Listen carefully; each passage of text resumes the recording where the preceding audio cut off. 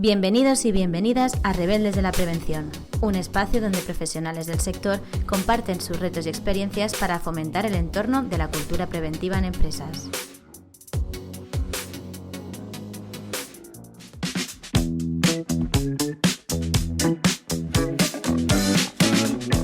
Hola, estás en el podcast Rebeldes de la Prevención. Soy Maripau Moli y en este episodio vamos a clarificar cuáles son las sanciones y responsabilidades penales en el ámbito de la PRL. Para ello, seguro que vamos a poder dar respuesta a algunas de las preguntas que te has hecho a lo largo de toda tu carrera. Tienes responsabilidades legales, está claro, pero ¿hasta dónde? ¿Cómo le explicas a tu jefe que no puede delegar su responsabilidad? ¿Y si hay un accidente de trabajo? ¿Hasta dónde debes responder?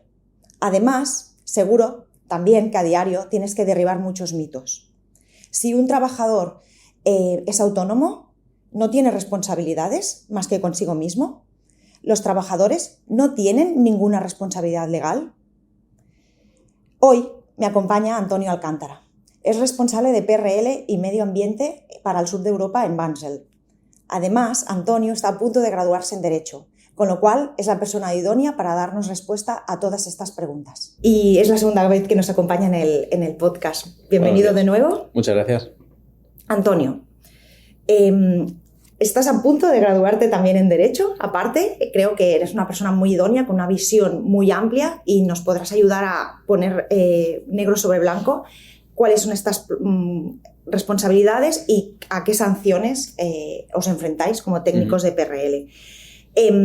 Nos gustaría plantearte algunas dudas que nos llegan por parte de nuestros clientes, de muchos prevencionistas que a diario se enfrentan con este reto. ¿Qué tal si nos hablas un poquito de dónde emana la normativa de PRL, la que fija estas sanciones y estas responsabilidades? Vale, bueno, podemos, en este caso, tendríamos diferentes vías. En cuanto a sanciones penales, efectivamente tenemos el Código Penal, la Ley de Enjuiciamiento Criminal, pero podemos consultar otra normativa, o la famosa LISOS, podemos hablar incluso del Código Civil, cuando hablamos de responsabilidades derivadas de nuestras propias acciones sobre terceros. También podríamos entender que es importante tener en cuenta lo que se indica a nivel de responsabilidades, tanto en la Ley 31/95 como en el Estatuto de los Trabajadores. En final, toda la normativa laboral está muy conectada también con la normativa penal en caso de este tipo de incidencias y deberíamos, como técnicos, tener un conocimiento general no a nivel de abogado, pero sí un conocimiento general de cómo entre ellas interactúan para poder hacer correctamente nuestro trabajo. Muy bien.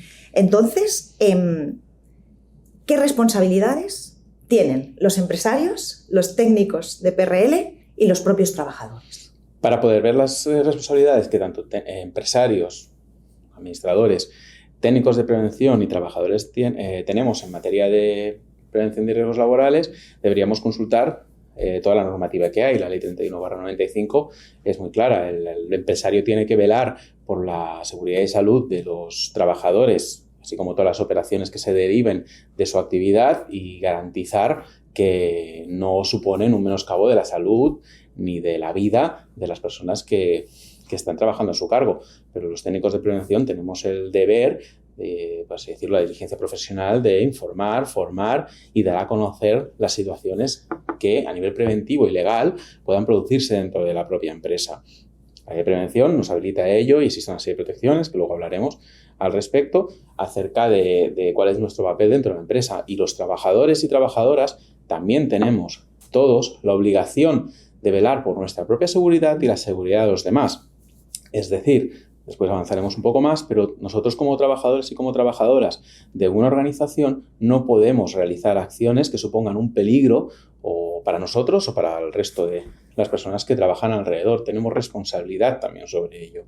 Y puede que en caso de accidente muy grave, un trabajador pueda ser considerado culpable y tenga que enfrentarse a sanciones penales o económicas derivadas de una actuación incorrecta o equivocada durante su jornada laboral.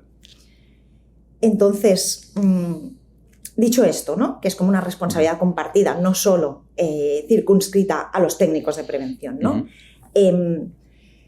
Como prevencionista, cuanto más avanzaba tu carrera en PRL y más te sumergías en la normativa y en los planes preventivos,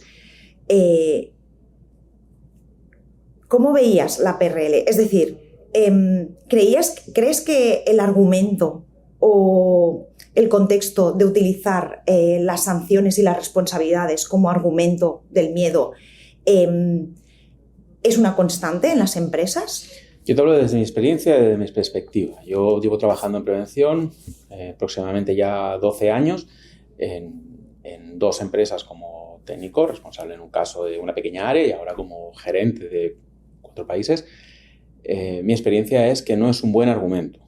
El Código Penal y a lo que nos enseñan cuando estamos estudiando precisamente Derecho Penal, los alumnos de Derechos, que es la última ratio, es decir, es la última de las alternativas que tienes que usar. Significa que todo lo demás ha fallado. Si tú estás en una compañía, en una empresa en la que el Código Penal es, o la LISOS o la normativa es la constante a la hora de argumentar las motivaciones que tú tienes para implementar un sistema preventivo, puede que tengas un problema. Un problema como técnico y un problema como individuo, porque los técnicos somos personas y no sabemos todo.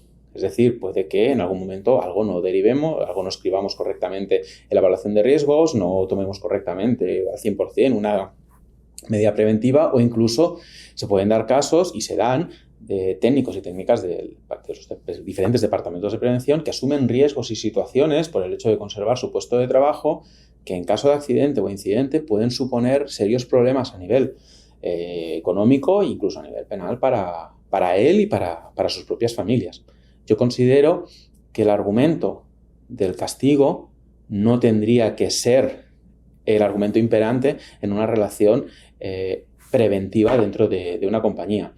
El sentido común debería ser el principal argumento. Sí que es cierto que tenemos que basar todas nuestras actuaciones en una normativa y la normativa en el Estado español y en la Unión Europea es relativamente bastante clara y en caso de que todo lo demás falle, pues entrará en marcha los procedimientos civiles y penales que la justicia en el Estado español determine que se tengan que llevar a cabo. Pero repito, bajo mi punto de vista, no tendría que ser el argumento.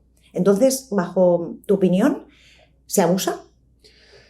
Yo la experiencia que tengo no es que se abuse. Sí que es cierto de que se hace más énfasis y compro la idea y el concepto que me estás diciendo. Se hace más énfasis en muchos casos de si no haces esto, si no inviertes de esta forma, las consecuencias serán estas que vamos a ser proactivos y vamos a evitar directamente llegar a las consecuencias.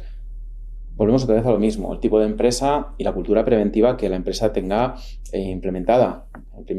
La primera vez que vosotros me invitasteis aquí, hablamos de los sistemas de gestión y las utilidades que tengan. Cuando tú como empresario, como administrador, decides que ISO 45, por ejemplo, puede ser un buen sistema para tu compañía, en cierta forma ya estás dando a entender que quieres evitar riesgos innecesarios y no quieres que tu técnico de prevención o que tus responsables o que tu departamento de prevención constantemente te tenga que decir si no haces esto te pasará tal cosa. No hace falta tener un sistema ISO para ser una persona o ser un empresario o ser un administrador así. Al final es una cuestión de querer hacer las cosas correctamente. Claro, que forme parte del ADN de la empresa, del ADN de la lo que compañía. Decimos misión y visión, ¿no? Preventiva. Hablan ahora últimamente se habla mucho de las grandes renuncias. Sí. Nosotros, los trabajadores y las trabajadoras, porque al final yo puedo ser gerente de seguridad y salud, pero yo soy un trabajador de una compañía. Nosotros no queremos trabajar en sitios en los cuales podamos tener complicaciones, accidentes o incidentes. Prefieres en muchos casos a lo mejor pues, tener unas condiciones laborales más normalizadas que un grandísimo sueldo trabajando en una actividad que sabes que mañana puede que no vuelvas a abrir los ojos. Es decir, la prevención o garantizar un puesto de trabajo seguro también forma parte del valor añadido que la compañía proyecta en el mercado. Sí, es como de alguna manera como se cotiza como empleador, ¿no? Y si esto se alinea con realmente los valores que tengas como trabajador. Si nos fijamos precisamente en las empresas cotizadas, los departamentos de prevención de dichas empresas suelen ser departamentos grandes, departamentos amplios y con responsabilidades muy definidas. Yo trabajo en una compañía que está cotizada en Londres. Nosotros no nos podemos permitir el lujo de tener un accidente, no nos podemos permitir el lujo de tener un incidente que pueda destruir la vida de un trabajador. No significa que se puedan dar estas situaciones. Efectivamente se dan, ¿no? Al final, tú como técnico y como administradora de una compañía pones todas las medidas para evitar que pase. Hay factores, el azar, la suerte. Fuera de tu control. O incluso que ese día, pues, la persona accidentada, pues, o cosas que, por ejemplo, no hayas podido controlar por falta de conocimiento, puede pasar. Efectivamente que pasa, no somos dioses. Pero hemos puesto las suficientes barreras para evitar que eso pase. Si nosotros tenemos una empresa cotizada que resulta que no ha puesto todas esas barreras y se demuestra que en realidad los trabajadores son un mero número o una ficha, esa cotización tendrá serios problemas. Todos sabemos casos, no hablaremos de ninguno de ellos porque no aporta valor, de empresas que han sufrido serios problemas por el simple hecho de no saber garantizar la seguridad y salud de sus trabajadores, incluso en las líneas de subcontratación de sus actividades. Correcto. Entonces, volvemos un poquito al contexto normativo, ¿no? Según la normativa española, ¿quiénes están obligados a facilitar todos los recursos para garantizar el cumplimiento legal en PRL? Vamos a dejar claro una cosa. En el momento en el que nosotros entramos a trabajar en una compañía, la obligación máxima y la responsabilidad máxima de dicha actividad preventiva recae en el empresario, la empresaria, administrador, administradora de esa compañía. Es decir, es muy claro que son los empresarios aquellos los que deben garantizar y aportar todos los medios para que no se produzcan riesgos ni situaciones de accidente dentro de la empresa. Eso va desde adecuarse correctamente a la figura preventiva que se asocie a su realidad como empresa, a las propias EPIs, la uniformidad laboral, las protecciones en las máquinas, formación e información de trabajadores y trabajadoras y el larguísimo etcétera, planes de mantenimiento. Podríamos hablar horas, ¿no? El control de las subcontrataciones que vienen a nuestra empresa, que suponen un riesgo muy evidente y no todo el mundo lo entiende como tal. Podríamos hablar largo y tendido. El empresario o la empresaria es la responsable principal. ¿Pero significa esto que es el único responsable o que sería el responsable en caso de un accidente grave, muy grave, incluso mortal? Efectivamente, no. Existe una serie de responsabilidades asociadas también a la actividad de la empresa y creo que es importante que todos lo tengamos claro. Nosotros como técnicos de prevención, en mi caso yo soy técnico de prevención, se indica clarísimamente que mi función dentro de la compañía es efectuar una correcta evaluación, asesorar correctamente, determinar cuáles son los riesgos y las medidas y llevar un control de cada uno de ellos. Tenemos las evaluaciones de riesgo, tenemos la planificación preventiva, tenemos la comunicación, tenemos la participación de los trabajadores y los responsables sindicales, la representación de los trabajadores dentro de la actividad que tenemos que tener en cuenta y un larguísimo etcétera. Entonces, si el empresario, vamos otra vez a lo mismo, ha puesto todos los medios para que eso efectivamente se lleve a cabo, pues no podemos tampoco decir, oye, tú eres el único responsable.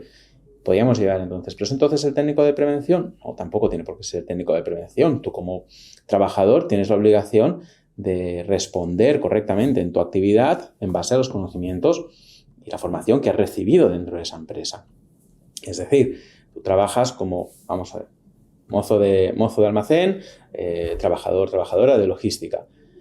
¿Has recibido tu formación para el uso de manejo de carretillas? Sí. ¿Tiene una periodicidad esa formación y reciclada? Sí. ¿Tú has realizado una formación acerca de ergonomía, incluso pues, aspectos básicos de seguridad industrial, almacenamiento? Sí.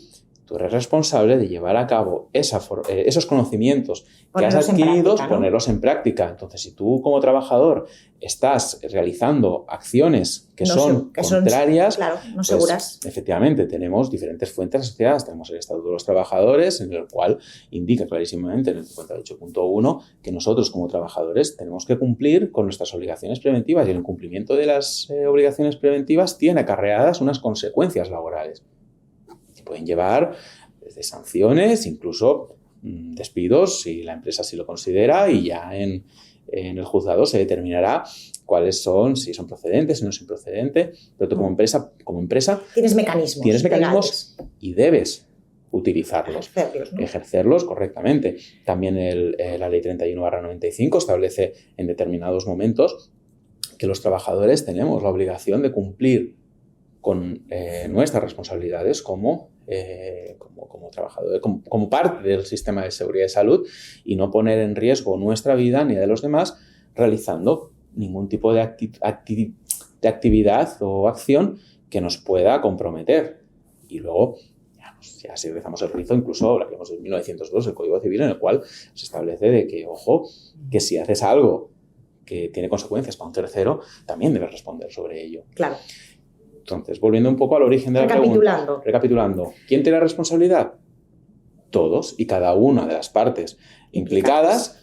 Y ya, si efectivamente, por desgracia, se produce un accidente, será el juez el que determine, pues uno en la fase de instrucción y otro en la parte de juicio, quién es responsable y cómo se ha articulado el sistema preventivo en la empresa y qué grado de culpabilidad tiene cada uno de los actores. Muy bien. Entonces, como antes ya nos has hablado de que existen mecanismos legales para todos aquellos trabajadores que se comportan de forma no segura, a pesar de haber recibido toda la formación, información, que, por ejemplo, que estén dotados de los EPIs necesarios, que sepan cuáles son las medidas preventivas, ¿no? Es decir, ya nos has comentado que existen estos mecanismos legales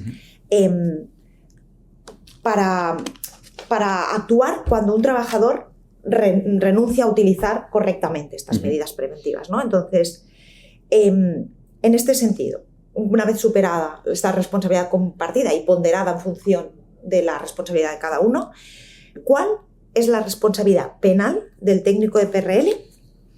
¿Y se equipara? ¿Es igual a la del empresario? Hemos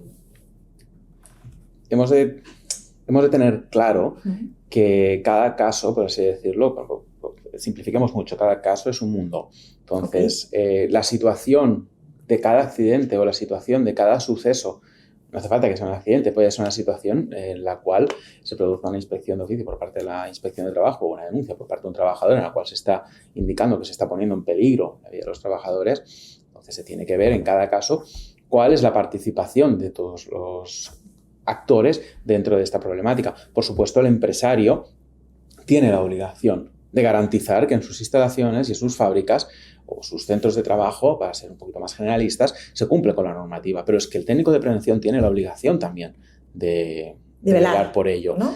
Efectivamente. Entonces, yo a veces me sorprendo cuando veo asumir determinados riesgos o determinadas situaciones en charlas con compañeros, con colegas o incluso con amigos que determinadas personas asumen. Nosotros como técnicos tenemos también responsabilidades penales. En casos muy extremos podemos llegar a ir a la cárcel, muy extremos, lógicamente, en el caso sea un dolo, un incumplimiento, algo muy, muy, muy, muy flagrante, incluso una participación muy directa. También tenemos una responsabilidad posiblemente patrimonial y económica, es decir, tendríamos que indemnizar, podríamos entrar en penas de multa, determinadas situaciones, hacernos cargo de determinados gastos, incluso, pues oye, la parte del proceso, tener que pagarlo directamente. También hay sanciones más variadas tipo civil, como puede ser la inhabilitación profesional. Es decir, a ti te pueden inhabilitar en el ejercicio de tus funciones como técnico de prevención. Entonces, a mí me dices, oye, Tony, te van a inhabilitar tantos años como técnico de prevención. Yo me sé ganar la vida por ahora haciendo esto. Entonces, me estás, por así decirlo, cortando totalmente la posibilidad de, como técnico, tener un sustento para mi familia, para mí, poder avanzar a nivel profesional.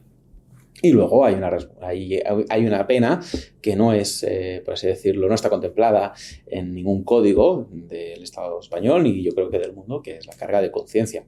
Yo no sé hasta qué punto alguien puede asumir a nivel personal que efectivamente has propiciado, has posibilitado o no has hecho todo lo posible para evitar un accidente muy grave. Siempre tenemos en mente la posibilidad de que un trabajador o una trabajadora muera en un centro de trabajo. También tenemos que tener en mente que no llega a morir y que el resto de su vida esta persona pueda pasar calamidades realmente graves. Entonces, hay un trabajadora, hay una familia y de alguna forma tú tienes responsabilidad sobre ello. Esa pena, por así decirlo, no está recogida en ningún código, pero también está ahí.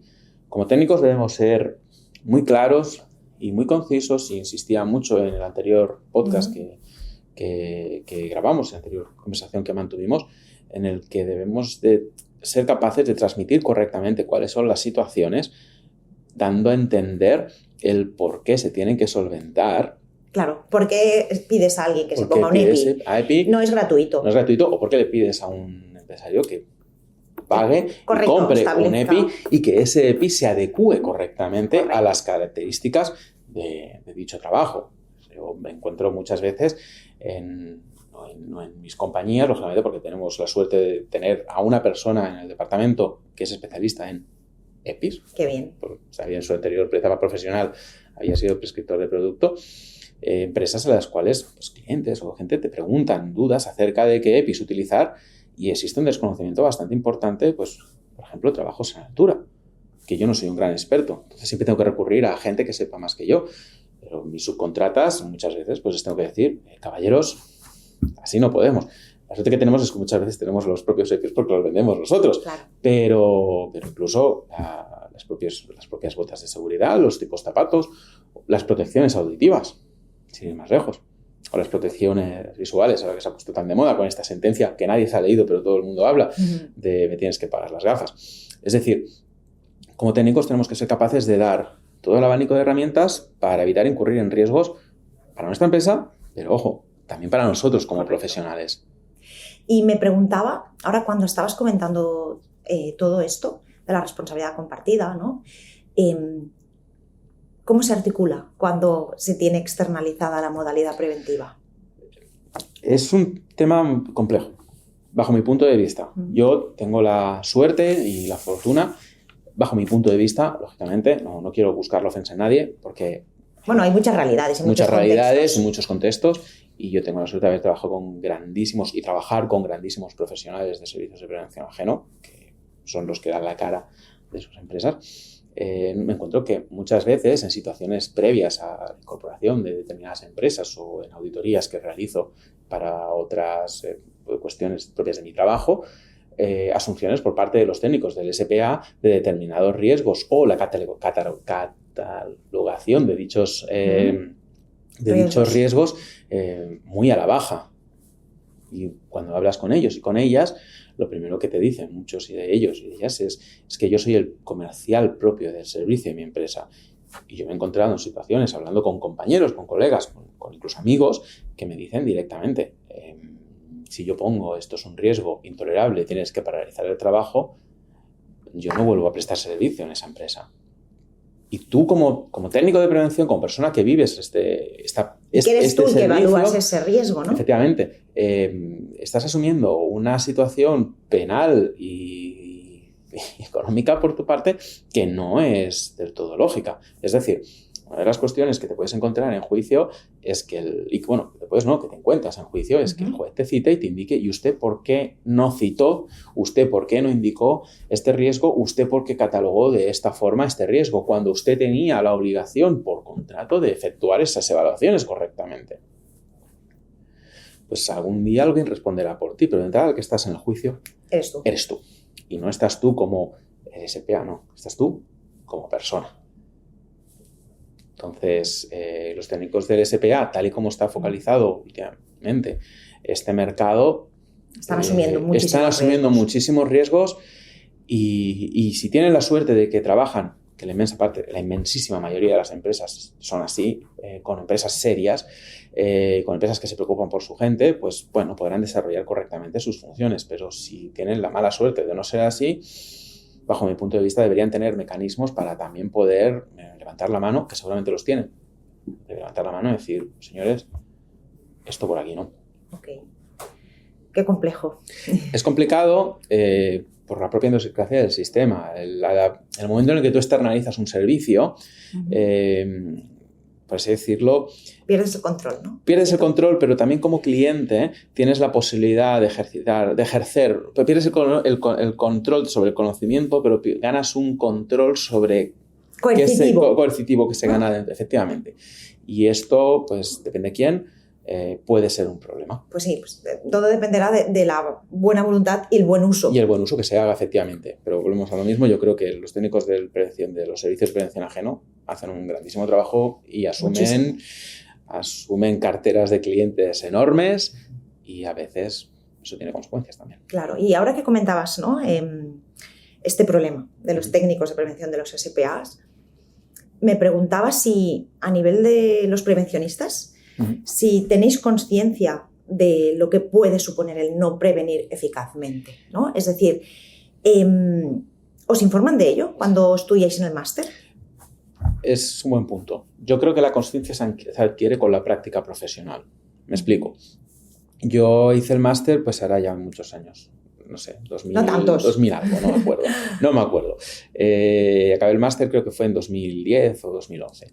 Yo no recuerdo, y he repasado un poco apuntes, no recuerdo una asignatura específica que hablara de... Sí que te hablan de responsabilidades, sí que te hablan de pues, cómo se estructura la prevención en la empresa, pero tampoco te lo hacen desde un punto de vista muy específico, ¿no? Si es como una pequeña asignatura más dentro de todas las grandes especialidades técnicas que tiene. El máster, como tiene que ser, se enfoca mucho, en mi experiencia, hablo hace 11 años, se enfocaba mucho a conocimientos técnicos acerca de las diferentes situaciones que puede haber. Y ya está bien, es correcto, pero también nos tendrían que formar, tendría que haber un apartado de formación jurídica para el técnico de prevención, porque claro, cuando tú entras a una empresa y ves determinadas cosas, tú sabes que esto tiene un riesgo y conoces las consecuencias sobre la salud y la seguridad, pero no conoces sobre tu propia realidad como persona, incluso para la propia empresa a la que estás prestando los servicios, sí, que claro, es importante. Porque sería un valor añadido realmente. Es un valor poder añadido. Trabajar de la mano de algunos departamentos de compliance o de legal, y si la empresa no es lo suficientemente grande, que tú puedas tener estos conocimientos y asesorarte con otros profesionales. Yo me encuentro, como hemos dicho, ¿no? Tengo la suerte de trabajar con muchos técnicos de SPA y adquiero buena parte de los conocimientos que tengo en base a responsabilidades derivadas de las experiencias que ellos me trasladan. Claro. Tengo un compañero que a mí me ha pasado tal, y al final eso hace que tú como técnico digas, ostras, más vale que investigue un poco por mi cuenta y vaya a ver qué es lo que dice la normativa. Has introducido es que ahora estoy acabando la tercera carrera. Uno de los muchos motivos que me impulsaron a estudiar Derecho era pues, tener suficientes bases y conocimientos y ver cómo se articula el sistema para poder responder personalmente sobre las diferentes situaciones que yo pudiera como técnico, incluso como persona también vivir. Pero no nos olvidemos, hoy trabajo como técnico de prevención, mañana puedo ir caminando por la calle y ver una obra. Y como ciudadano tengo la obligación también de comunicar a la autoridad si considero que hay algo que no es correcto. Y no será la primera vez que lo hacemos. Ese es el deje profesional llevado al día a día, ¿no? Al día a día, efectivamente. Hemos repasado cómo de formados e informados estáis los técnicos de prevención, y ahora me gustaría poner el foco en los empresarios y los administradores. ¿Cuentan con los conocimientos necesarios para hacer frente a las responsabilidades en PRL que asumen? Claro. Yo entiendo que una persona... A ver, al final todos nos dedicamos a una parcela dentro de la actividad de la compañía. Dirigir una empresa, por ejemplo. Por ejemplo, dirigir una empresa pues tiene un abanico de responsabilidades que yo, pues personalmente, no creo que las pueda llegar a asumir. Sí que es cierto de que estamos hablando de algo muy específico, ¿no? Que es la parte preventiva. Yo tengo la suerte de haber trabajado con muchos responsables, he tenido muchos jefes y muy diversos. Entonces, algo que sí que me he dado cuenta a nivel personal es que tienen muchos conocimientos acerca de los incumplimientos normativos en materia fiscal, contabilidad, financiera, laboral. Y en el caso de la prevención queda un poco ahí como, bueno, y esto... Debe quedar diluido entre lo laboral, ¿no? Efectivamente, la suerte y gracias a... No diremos a Dios, ¿no? Pero gracias un poco al contexto, pues posiblemente ese empresario, ese director, esa directora no tendrá que asumir en muchísimo tiempo una situación de un accidente laboral grave o una situación de inspección que le derive en, llamémosle suerte, llamémosle buen hacer. pero el conocimiento específico yo creo que no está del todo asentado. Yo pienso que estas escuelas de negocios o que estas grandes organizaciones que se dedican a proveer de conocimiento, TED-Talks, MBAs, hay 40.000 cosas, deberían hacer un poquito más de foco en las responsabilidades que tenemos sobre nuestros trabajadores, pero no de una perspectiva única y exclusivamente de la responsabilidad de que hay un buen entorno laboral, que esto está muy bien y esto la gente de recursos humanos hace fantásticos trabajos, sino en lo práctico, ¿no? En las diferentes situaciones que pueden darse en la empresa. Que, ojo, no solamente estamos hablando de accidentes laborales, estamos hablando de situaciones que hasta ahora eran totalmente, digamos, desconocidas, que no desconocidas, pero que pasaban a segundo plano, como es el trabajador quemado, situaciones de acoso laboral, sí, acoso sexual, en la cual la empresa tiene una responsabilidad directa sobre todo lo que pase en su centro de trabajo e incluso, depende cómo, hasta afuera, si las personas implicadas forman parte de la compañía. Dicho esto, muchas veces a mí me pasa que me preguntan, bueno, esto al final, y si pasa algo, ¿cómo queda, no? Pues, quieras que no, tienes que ser como técnico, también un asesor que les explique. Esta función está bien que la ejercemos nosotros, pero yo creo que también podrían traerla, tenían que traerla un poco de casa. Sí, y ahora que estabas comentando, ¿no? El tema de los conocidos como nuevos riesgos laborales, el trabajador quemado, el estrés, los protocolos de acoso sexual que se están implantando en muchas compañías, ¿no? A tu modo de ver, ¿la normativa de PRL debería actualizarse? La normativa de prevención tiene que actualizarse día a día, pero no día a día porque esté desactualizada, sino porque la realidad cambia constantemente.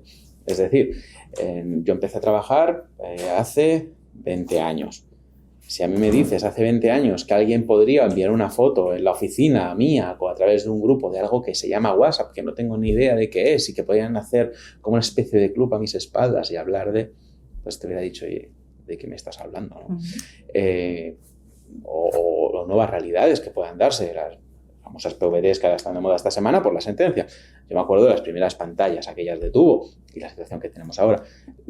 Van cambiando las realidades dentro de la propia empresa. Ahora bien, la normativa pues tiene que ir adaptándose. Yo creo que nosotros tenemos una grandísima herramienta en el Estado español y en todas las comunidades tenemos grandes institutos como el Instituto Nacional de Seguridad y Salud en el Trabajo, antiguamente conocido como INST.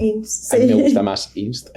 Sí, a veces tienes que pensar un poquito la nomenclatura, ¿verdad? Tenemos Oxalan, los vascos son impresionantes. Sí, tenemos Envasat, también está bien. Tenemos en Cataluña el Servei de la Generalitat, que nos constantemente sacan notas técnicas que nos están asesorando y nos están explicando cómo podríamos, como técnicos, ejercer nuestro trabajo. A partir de aquí, es necesaria que la normativa sea constantemente actualizada para cumplir con la obligación de garantizar la seguridad y salud de los trabajadores. Yo creo que al final no solamente normativa, también hay un apartado importante de sentido común. Es decir... Pero a tu modo de ver, ni el Código Penal, ni la norma LISOS, que es la que establece las sanciones y responsabilidades, deberían modificarse. Yo creo que tienen que... O sea, vamos a ver. No te sancionarán en base únicamente a una norma, te sancionarán o te causarán en base a unos hechos, es decir, a una situación en la cual un juez, a través de la práctica de instrucción y luego después en el juicio, haya recogido que las evidencias que se han producido una serie de hechos que han derivado en... ¿Se puede ser más duro? Efectivamente, ahora va a haber una serie de modificaciones legales, creo que las ha habido ya, respecto a los autónomos que no son autónomos. Falsos autónomos. Los falsos autónomos. ¿La medida coercitiva es la adecuada? ¿Es lo correcto? ¿Es la situación? Quiero pensar que no. Es decir, los sistemas legales que son más agresivos o más punitivos crean países más seguros. No tiene por qué. No tiene por qué. Pequeño paréntesis. La gente habla mucho de la posibilidad de la implantación de la pena de muerte en, pequeño paréntesis, no es un tema laboral, en determinadas situaciones o determinados crímenes. Teóricamente, un país que tenga una pena de muerte o que ejecuta mucha gente a lo largo del año tiene que ser un país súper seguro, ¿no? ¿Es así? Yo creo que no. Los sistemas penales. Nuestro sistema penal está pensado para reeducar o para reintroducir al ciudadano otra vez en la vida. Sí. ¿Qué es mejor, el castigo puro y duro o la educación. Bajo mi punto de vista es la educación. Yo creo que se tiene que hacer un correcto balance entre las sanciones, que sí que se tienen que actualizar, y ahora creo que se han actualizado muy al alta, y la cultura preventiva del país, y también los medios que cuenta el Estado. Sí, porque muchas veces, ahora te iba a preguntar cuando estabas comentando esto, ¿no? Puedes poner un marco normativo donde las sanciones y las responsabilidades que establezcas vaya máximos, pero quizás no tengas la posibilidad de controlar y monitorizar todo esto.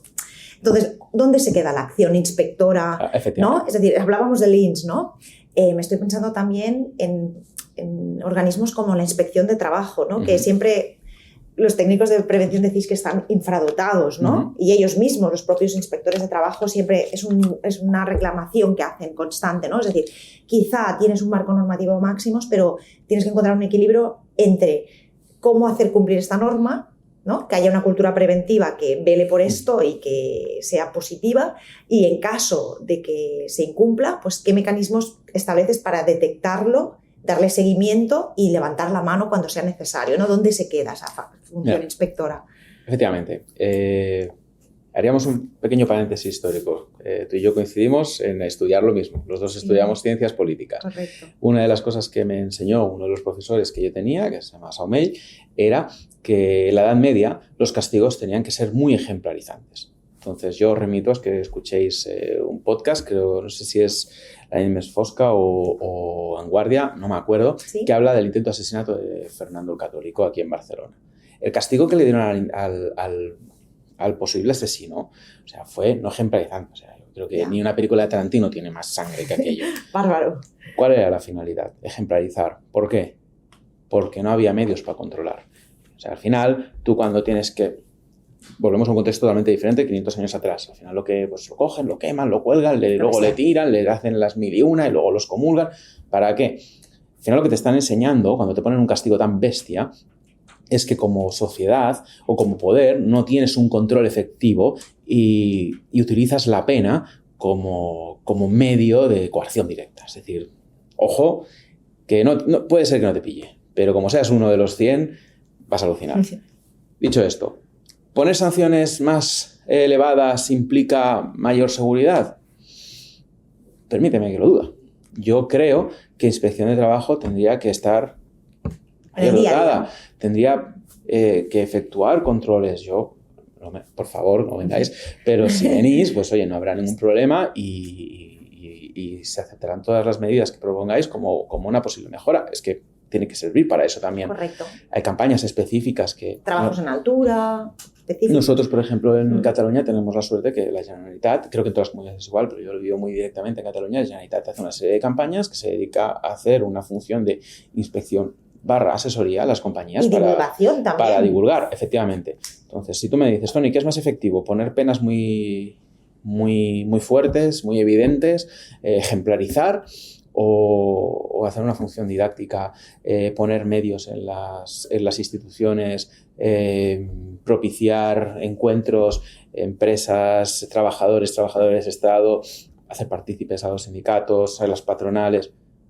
Yo personalmente como técnico y como ciudadano me quedo con la segunda. Seguro. Objetivamente, cuando algo pasa, efectivamente tiene que haber un proceso penal y se tienen que dirimir responsabilidades. Las que sean. Las que sean. Y la pena tiene que ser proporcional y proporcionada al hecho que ha sucedido. Es decir, no por robar te voy a cortar la mano. ¿No? No, porque también independientemente de que sea un accidente de trabajo o una enfermedad profesional, el principio de proporcionalidad es la base del Código Penal, pero también del derecho. Efectivamente. Entonces, yo considero que sí, que debe haber... Yo personalmente pienso que nuestro código está preparado, creo que la ISO es muy clara y aparte de la tipificación, a lo mejor se puede ser más o menos específico, pero los jueces ya determinan durante todo lo que es el proceso, la situación de juicio, cuál es la responsabilidad de cada uno y existen pues las diferentes determinaciones de pena. Poner más o poner menos, pues ya un poquito a gusto del consumidor y a gusto del gobierno y teniendo en cuenta cuál es el coste de la vida. También la tradición jurídica, ¿no? Del país. Efectivamente. El entorno, nosotros estamos en la Unión Europea, hay unas directivas. Efectivamente, pero al final poner solo el foco en el castigo frente a unos hechos muestra, bajo mi punto de vista, un fracaso como sociedad. Y en nuestro caso, un fracaso como técnicos de prevención. Es decir, si tú a las empresas solamente les obligas pero no les realizas un acompañamiento también, volvemos a lo mismo, inspección de trabajo. Pues, todos hemos tenido inspecciones de trabajo y con magníficos profesionales. Seguro. Ya te lo garantizo yo. Garantías profesionales que te dicen, oye, mira, ¿y esto qué piensas? Y tú le enseñas, y por norma general el auditado siempre enseña más de lo que toca. Y si tú eres capaz de mostrar de que, y volvemos otra vez a lo mismo, el criterio de la responsabilidad, si tú eres capaz de demostrar que como técnico, como empresa, estás haciendo lo que te corresponde, incluso en determinados casos más. Oye, estás cubierto. Estás cubierto y bueno, pues oye, puede pasar algo, porque puede pasar en la vida, pasan cosas, claro. Pero, oye, el riesgo que corres es mínimo. Yo apuesto, a modo de resumen de esa pregunta, apuesto más por inspección, apuesto más por asesoría, apuesto más por el INS, apuesto más por los institutos autonómicos, apuesto más por las normas técnicas y apuesto más por la formación de los profesionales y de los administradores y empresarios. Y llegados a este punto, ¿no?, de nuestra conversación, hemos repasado si los técnicos de prevención teníais los conocimientos adecuados o no, si os informaban en el máster de la importancia de las responsabilidades y sanciones. También hemos comentado esto a los empresarios, ¿no? Y a nivel de trabajadores. ¿Crees que los trabajadores reciben, por norma general, la información suficiente de, no tan solo de los riesgos y las medidas preventivas y los planes de emergencia, sino, oye, eres corresponsable de la seguridad, de tu seguridad y de la de tus compañeros y el resto de trabajadores que operan en las mismas instalaciones que ti? Yo personalmente creo, y que nadie me apalee después, yo personalmente creo que no. Es decir, no es que forme parte de nuestra cultura, forma parte de nuestra naturaleza como ser humano, no la cultura, como ser humano, creernos con muchos derechos y no asumir del todo qué obligaciones tenemos. Es decir, en el momento en el que tú, como trabajador, estás haciendo pues una locura, no sé, diciéndole a un trabajador o siendo tú responsable, por ejemplo, del mantenimiento, puede pasar. Le estás diciendo a un trabajador, oye, trabaja con esta máquina no tiene certificado 1215. Estás asumiendo una responsabilidad como técnico de mantenimiento, que al final tampoco eres muy, muy elevada, y el trabajador incluso también, si hay más gente trabajando con él, o situaciones que ya no se dan, yo creo, bueno, espero, de aquellas extrañas acciones que la gente se subía en las ¿cómo os digo? En las palas de los toros y subía, bueno, sí, y no sé qué. Las carretillas. Pues yo una vez me encontré con una situación con esta en una nave de un operador logístico, ni siquiera era mi empresa, y yo no hablé con el gerente. Yo cogí al trabajador que estaba en la carretilla y le dije, si se mata él, el problema lo vas a tener tú. Es decir, yo creo que no somos conscientes. Yo creo que la información y la formación que nos dan respecto a esto no es del todo adecuada y amplia, y también es cierto que a veces no, la voluntad de hacer nuestro trabajo y de cumplir y de ser estrictos con los plazos y de ser estrictos con las, por así decirlo, con las necesidades, etcétera, etcétera, etcétera, a veces nos hace obviar algunas situaciones algunas obligaciones que como personas y como trabajadores tenemos. No hace falta meterse en una fábrica. Camina un día por la calle, cualquier obra que veas en el centro de la ciudad en la que te encuentres o a las afueras, si puede ser, y verás situaciones absolutamente dantescas como técnico de prevención. Yo he visto a gente en un 8º o 9º piso caminando en un tejado con una inclinación de 25 grados y, oye, llevaban el casco de color amarillo, seguramente caducado. Era lo único que llevaban esas personas. Y llamar a la Guardia Urbana. Oye. Yo le digo que si usted no quiere abrir una testa, porque alguien se ha caído de ahí, suba para arriba y paralice la obra. Eso me pasó justo enfrente de mi casa. Es decir, ese trabajador, ese técnico, ese empresario, ¿tiene clara cuáles son sus obligaciones? Pues clarísimamente no. Vale, hemos hablado de responder legalmente frente a lo que sería un posible riesgo o sanción preventiva, ¿no? Entonces, más allá de la normativa que nos obliga, ¿no?, y que ya has repasado, el Código Penal, el Código Civil, la normativa en PRL, existen otros sistemas voluntarios, ¿no?, que ayudan a gestionar los riesgos en las empresas y a evitar y mitigar posibles accidentes, ¿no? Entonces, en nuestro anterior podcast estuvimos hablando de lo que sería el sistema ISO 45001. a tu modo de ver, ¿te permite estar actualizado, controlar al máximo los riesgos, poder evidenciar que has hecho todo lo posible? En mi caso concreto, bueno, más que hablar de mi caso concreto, te hablaré de la experiencia profesional general que yo he vivido. Al final, volvemos a lo mismo. Tú puedes tener ISO para tener un papel en la pared, muy bien puesto, o puedes tener ISO para implementar un sistema de trabajo que funcione. Yo ahora mi siguiente paso es implementar ISO en Turquía. Pues imagina. ISO te permite, te obliga a controlar, a analizar, a realizar inspecciones periódicas. Él te obliga. Ahora, ¿cómo de, por así decirlo, estricto quieras ser o cómo de incisivo quieras ser? También es como profesional lo que tú quieras determinar, lo que tú quieras o lo que tú determines, y también como empresa. A partir de aquí se te abre un abanico. A mí eso no me obliga a que los miembros del comité de empresa tengan una aplicación con la cual puedan reportar, o ISO pues a lo mejor no me obliga a que mensualmente en determinados sitios, en vez de una inspección mensual, hagan 2 o hagan 3 o que las hagan 2 personas diferentes para ver qué sale. Eso no me obliga, eso me obligo yo como técnico de prevención. Al final nos tenemos que dotar como técnicos de mecanismos y herramientas que nos permitan estar sin estar y ver más allá de lo que podemos. Es decir, te hablábamos situación personal. En total, creo que tengo unas 23 almacenes, o si sumas todo, al final salen 23 instalaciones. Técnicamente es imposible que esté en todas ellas en un mes, es imposible. Claro, técnicamente es imposible. Sí, porque el don de la ubicuidad... Porque, claro, no lo tengo. Todavía no. No, sí que estoy en la mente de más de uno, pero no en cuerpo y alma. Dicho esto, ¿qué es lo que te exige un sistema de gestión? Que tengas a gente que esté formada, capacitada, en todos los niveles, ojo, en todos los niveles, y aquí hay una acción muy interesante que llevó a cabo nuestra central de Ámsterdam, y es que aquí pequeño énfasis y agradecimiento a Jan Metzeler, que es nuestro director de seguridad y salud a nivel de Europa. Obliga que 4 veces al año reporten inspecciones los directores generales de todas las empresas. Es decir, bajan abajo 4 veces al año, aparte para que bajen de los días, a hacer inspecciones específicas de seguridad y salud para ver cómo están los almacenes, para que hablen con los técnicos directamente que tenemos allá y hagan y deshagan y conozcan y entiendan.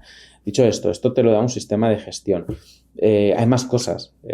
Puedes hacer auditorías legales. Bueno, en algunos casos debes hacer auditorías legales, puedes hacer auditorías voluntarias, puedes interactuar con otros profesionales. Yo recomiendo una frase que la primera persona que me contrató en Banzel, que es Alberto Bravo, me decía, dice, intenta rodearte de gente que sepa bastante más que tú, tira bastante bien.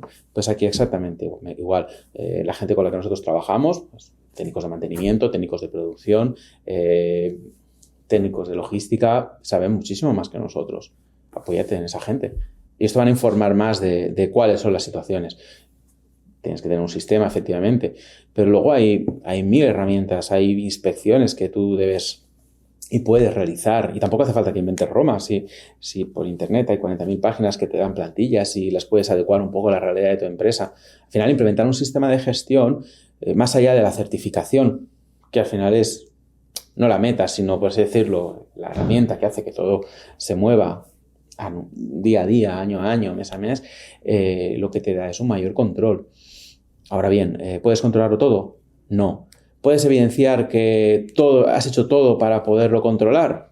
Efectivamente, sí. Por esa razón, por ejemplo, no todos los auditores de ISO 45 quieren ser auditores legales, porque hay una responsabilidad muy grande asociada al auditor que te firma esa auditoría legal. ¿No? Hay otra figura que ha aparecido por ahí que no tenemos claro. También la interacción que tengas, ¿no?, con los propios representantes sindicales. No están exentos de responsabilidad los comités de seguridad y salud. Más bien todo lo contrario, son partícipes directos. ¿Cómo establezcas tú un sistema de comunicación correcta con estas partes interesadas? Como técnico también te garantiza de que efectivamente controlarás más riesgos de los que pensabas, pero más a más, pues oye, compartirás también responsabilidades hacia ellos. Es una cuestión de... me hicieron una formación en AENOR, líneas de defensa. Tú estableces una serie de líneas, ¿no? Esa imagen que tenemos todos del famoso queso cheddar, ¿no? Es el de los agujeritos. Correcto. Pues oye, al final, que cuadren todos los agujeritos es complicado. Puede pasar, efectivamente, pero en algún momento la bala se detiene. Pues aquí exactamente igual. Como de rápido se detenga la bala ya depende de muchas otras cosas. Entonces, por lo que dices, creo que has dado en el clavo, ¿no? has conceptualizado, ¿no? O has puesto el foco en que es vital que todos los trabajadores, desde la alta dirección hasta el último trabajador de la organización, interno o externo, tenga acceso a sistemas adecuados para gestionar los riesgos, para estar informado de ellos y poder llevar a cabo o implementar las medidas preventivas que apliquen, ¿no? También para tener este conocimiento sobre si las medidas están funcionando o no, y si son las adecuadas o no, ¿no? Y porque no es una decisión que se tome en un despacho. Entonces, como prevencionista, ¿qué le dirías a otro prevencionista para que pueda asegurarse de que los sistemas funcionan adecuadamente? ¿En qué debería fijarse para saber si un sistema funciona o no? Yo creo que hay muchas cosas que tenemos que fijarnos. La primera es ver cuál es el propio ambiente en el entorno laboral en el que te encuentras. No hace falta hacer una evaluación psicosocial para saber cuál es la realidad de una compañía. Se tiene que hacer evaluación psicosocial, pero no es necesario para llegar a una conclusión inicial. Yo diría a ese técnico, o me diría a mí mismo, primero, actúa en base a tu conciencia como profesional y como persona. Segunda, busca formarte, informarte constantemente. Utiliza las fuentes técnicas que tienes a tu disposición, que son muchas y existen. Los diferentes institutos que hemos citado, o la propia normativa, o etcétera, etcétera, etcétera. Intenta empatizar y busca el sentido común. Yo afirmo que nadie quiere tener problemas en su puesto de trabajo y nadie quiere, porque al final, y hablemos de puesto de trabajo, un directivo es un puesto de trabajo, no nos engañemos. Él también es un trabajador y también está expuesto a riesgos. Entonces, es decir, todo el mundo quiere, por así decirlo, vivir tranquilo, volver contento y motivar a la gente para que tengamos el máximo resultado, ¿no? De los objetivos, efectivamente. Pero yo sí que diría, ojo con asumir cuestiones que no son las adecuadas, ojo con la complacencia, ojo con pensar esto a mí no me va a pasar, esto te puede pasar, esto puede pasar y pasa, no ha pasado nunca, ¿no? Ahora por LinkedIn hay una foto de un barco que se hunde y dicen, esto no hemos hecho siempre así. Bueno, pues exactamente igual, no dar por supuesto nada y volvemos a lo mismo, rodearte de gente que sepa bastante más que tú en diferentes sectores, que sean muy especializados. Yo, pues, contra incendios pues tengo ideas, pero al final voy a gente que sabe muchísimo más que yo. En seguridad industrial tengo la idea, pero voy a organismos de certificación que saben muchísimo más que yo y llega un punto en el que hasta quiero que determinados técnicos sean los que vengan a inspeccionar mis instalaciones porque sé hasta qué punto llegan a apretar la tuerca. Y así sucesivamente.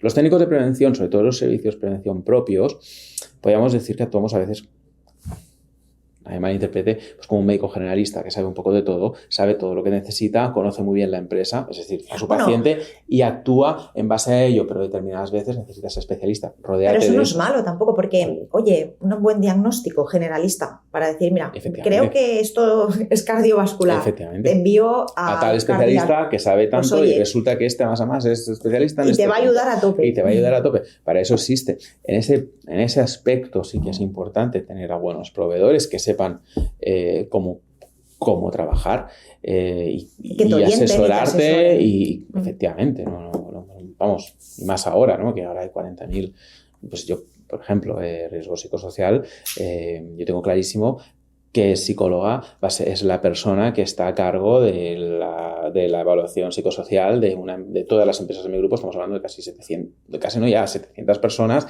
y tengo muy claro cómo quiero que lo haga porque la conozco hace muchos años y sé que cuando hace algo el resultado es muy bueno.